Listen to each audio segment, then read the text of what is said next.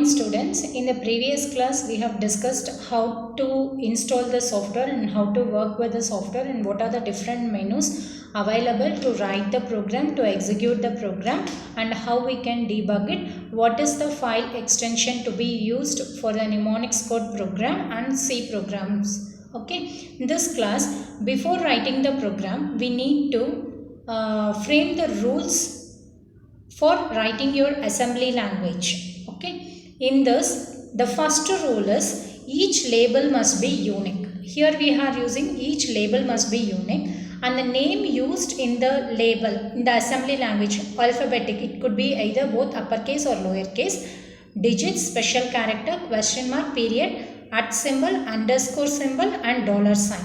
First character should always be an alphabetic character, and reserved words must not be used as a label. Label in the sense where we will be using in case of subroutine programs. Suppose if we are writing a subroutine programs, we will be making a loop. Suppose if you are saying loop, so it is your label. Okay, it could either be your it can be a lowercase number or uppercase number or any special characters you can use. Okay, this is the rule for framing writing your assembly language program.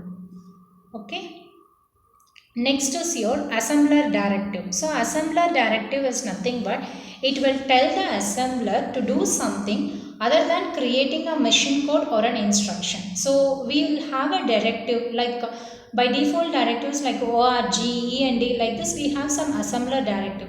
What these assembler directives will do in the sense, it will tell the assembler to perform some operation rather than creating a machine code or an instruction. It will tell the assembler to perform some operation instead of creating a machine code or an instruction.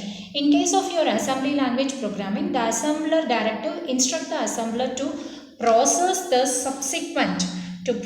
subsequent assembly language instruction, defining program constant and reserve space for your variables. These three things your assembler directives will perform. So there are different assembler directives. In that, the first one is your ORG.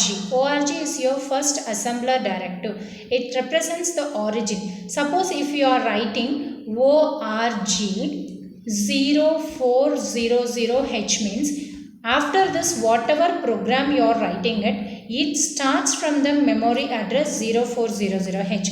For example, in this program, we have started with ORG 500H. It means that if you are not specifying H over here, it will become a decimal number. Suppose if you are representing a H, it is a hexadecimal number.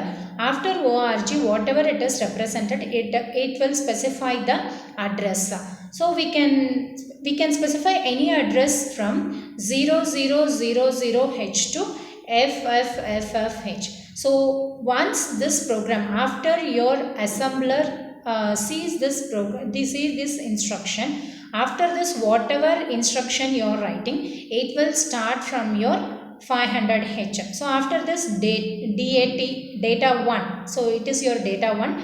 DB is nothing but your defined byte. Well, after defined byte some number is available, but after this nothing is there. Suppose after a number, if you are mentioning it as H, then it represents a hexadecimal number. Or if nothing is mentioned, then it becomes a decimal number. If you mention B after a number like 01011100, then it is going to be your binary number. In the first one, you have defined the data, that is defined by DB stands for defined by. Data is 28, it is going to be your hexadecimal data. Second one, data 2, DB stands for defined byte. After this some binary number it is written and ended with B, so it is a binary number. The conversion for this binary number is 35H, that is 35 hexadecimal. And if you wanted to specify a hexadecimal number, then you can write DB, that is defined by 39, any number followed by a H symbol.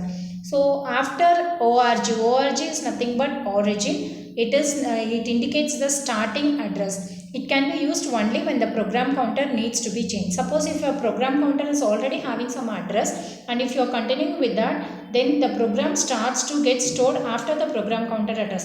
In case if I wanted to change the program counter address, then I have to use the term called ORG500H. One more example also we can see. Suppose if I wanted to represent a ASCII number instead of hexadecimal or instead of binary or instead of hexadecimal, if I wanted to represent a hexadecimal number, then we can use this one. That is, inside the quote you can use the number. It is the representation for your ASCII number. Suppose if I want to display my name is Ramya. So here I wanted to use within the quote. So it is a ASCII character and this is your ASCII number. This is how your ORG is an assembler directive which is used to indicate the starting address. This particular instruction is used only when you want to change the program counter address.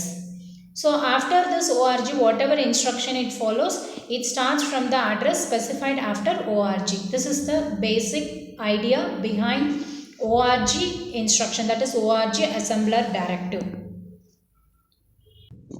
The next assembler directive used is EQU and SET. So EQU and SET, in the sense EQU stands for it is equation, SET stands for it is a set directive.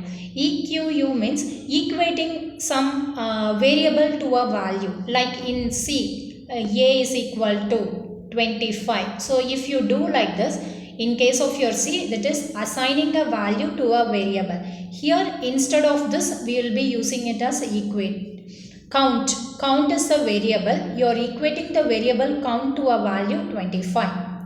Suppose if I wanted to write the EQU assembler directive for this particular instruction, I can write it as A EQU 25. It means that A is a variable assigned equated to a value 25. This is how you need to use this equator. Set directive means it is used to, it allows the redefinition of the symbol at a later stage. For example, here after using this count EQU 25, after this any number of instructions can be there. Later you are using move R3 hash count means whatever data you have in this count, that is count is a variable, whatever you have in that count variable, that is moved on to your register R3.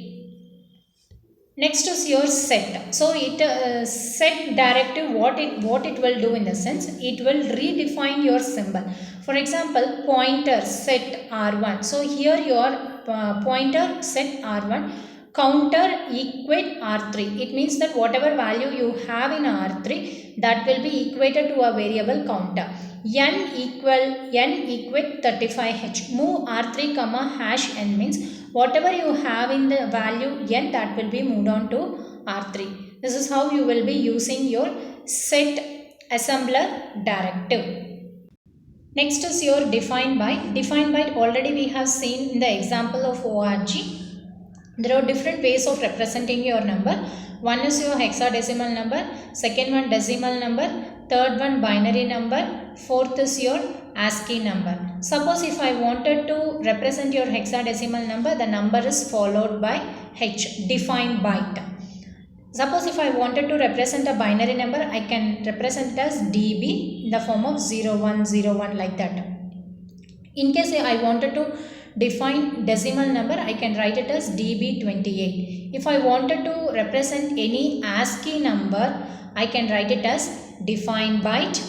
Okay, inside the code I can write any number. So if I write like this any number, then it represents your ASCII, then it represents your ASCII number. Suppose if I wanted to represent a ASCII character, consider I wanted to represent a ASCII character. At that moment I can write define byte.